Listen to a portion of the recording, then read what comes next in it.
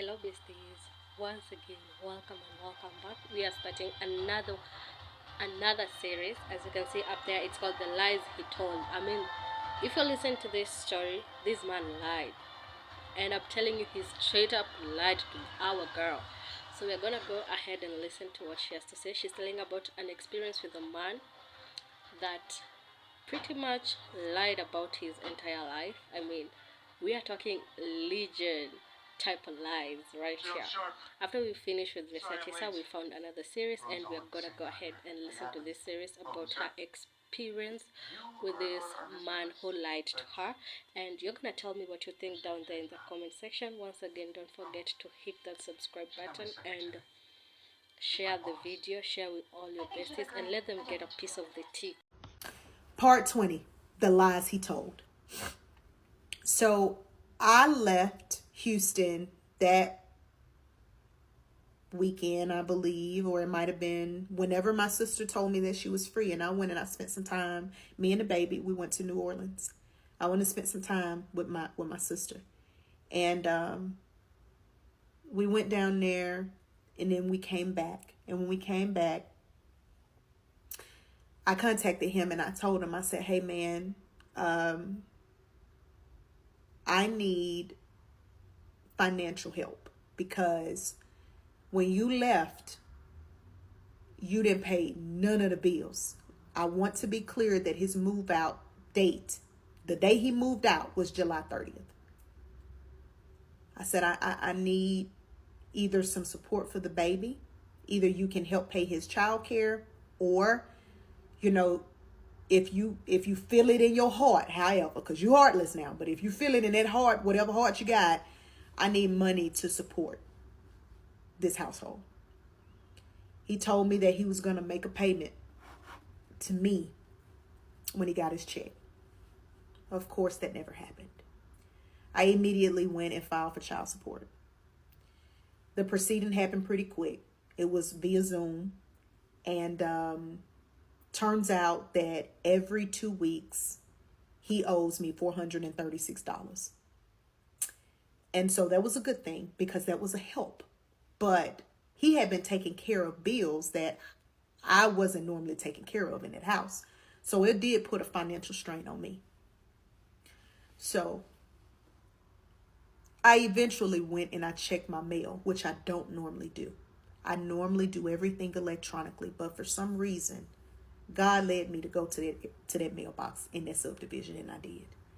It was full of mail. Full of mail. There were statements from the Easy Tag Tollway that were hundreds of dollars from him running the tolls. There was a letter from Toyota letting me know that the car was about to be repossessed. There was a letter in there from a law firm letting us know that since the tolls had not been paid, that they were filing suit. And most of this activity happened in the past 3 to 4 months. But we got the letters when he moved out. He was not in my house when I checked that mail. He was already gone. I called my brother and I asked my brother, I said, listen, I'm in a pickle, man. You told me not to sign for that man to get no car. You told me this, but he knew that Jared had already left the house. He knew that. And I told him, I said, man, Jared ain't paid that car note. And I specifically told that man when I got that car, don't fuck my credit up. Of course he did. Of course he did. He said, how much is it behind? I said, it's about $2,300. Because, you know, they tack on additional fees once you are getting closer to getting your car repossessed. So I told him, I said, man, it's too much for me. I can't do that. He said, man, you might need to call him and you may need to have a conversation with him about what is his next steps.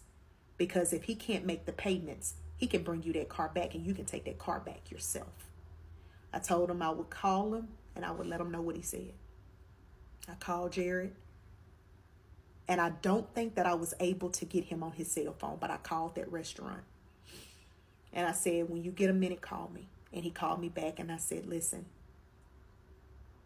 I got a letter from Toyota addressed to me because my name was first on that car. And I told him that the car was about to be repossessed because he was behind almost 90 days on the car. He assured me that he was going to get the car note paid. It never happened. I logged into the online account and I noticed that since that man had that car, he only made 2 payments on that car and a partial.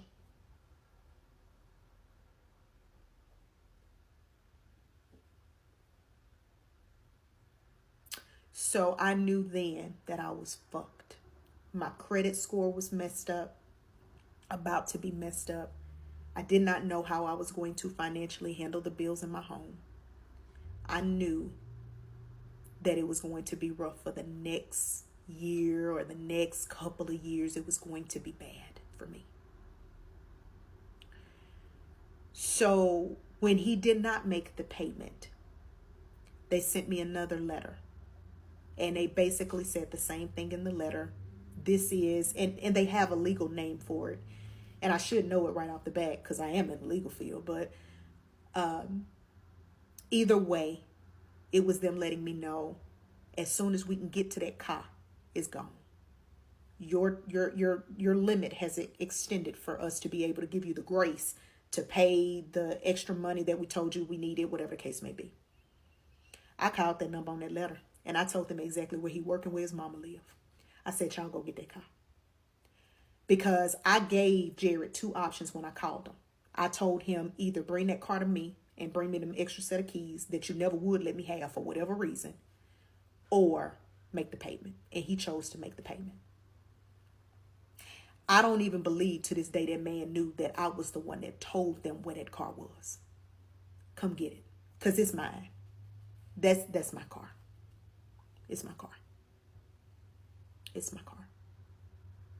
My aunt, she wanted to buy it from me, but I told her, I said, Auntie, I don't even think that I can get my hands on it. I don't think I can get my hands on it. Now, he was on the car as well.